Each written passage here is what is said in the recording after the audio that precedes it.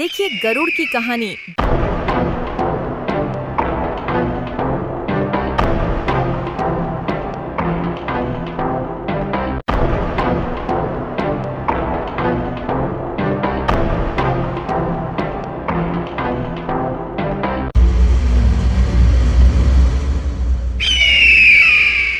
राजा दक्ष की दो बेटियां थीं जिनका नाम विनता और कुद्रू था।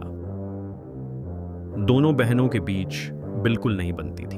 विनता बहुत सुंदर थी, उसे पक्षियों से प्यार था और वह उनके साथ बहुत समय बिताती थी। कुद्रू को सांपों से लगाव था और वह उनकी भाषा समझ सकती थी। दोनों ने महर्षि कश्यप से विवाह किया, इसलिए वे पास में रहने लगे। एक दिन कश्यप अपनी पत्नियों की सेवा से बहुत खुश थे। उन्होंने दोनों को वरदान दिया। आपको जो चाहिए वह मिलेगा, बस इच्छा करें। कुद्रू ने इच्छा की।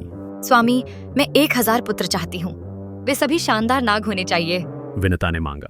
स्वामी, मैं केवल 2 पुत्र चाहती हूँ जो सबसे शक्तिशाली हों। तथास्तु।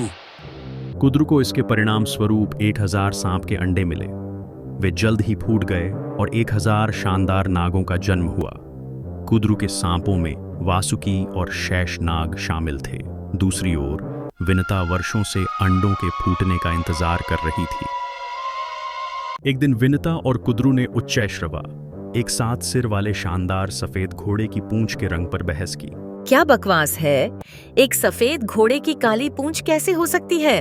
विश्वास न हो तो आओ और देखो, लेकिन अगर रंग काला है तो तुम जीवन भर मेरे गुलाम रहोगे। अगले दिन दोनों बहनें पूंछ के रंग की जांच करने गईं। विनता को कुद्रू और उसके बेटों की योजनाओं के बारे में नहीं पता था। सांपों ने घोड़े की पूंछ के चारों ओर घूमना शुरू कर दिया, इसलिए यह दूर से काला दिखाई दिया। देखो मैंने क्या कहा था। अब तुम मेरे जीवन भर के लिए मेरे सेवक रहोगे। विनता अपनी आंखों पर विश्वास नहीं कर पा रही थी, लेकिन उसके पास कोई विकल्प नहीं था। वह कुद्रू की दासी बन गई। जल्द ही उसके अंडे भी फूट गए। उसके दूसरे अंडे से गरुड़ का जन्म हुआ।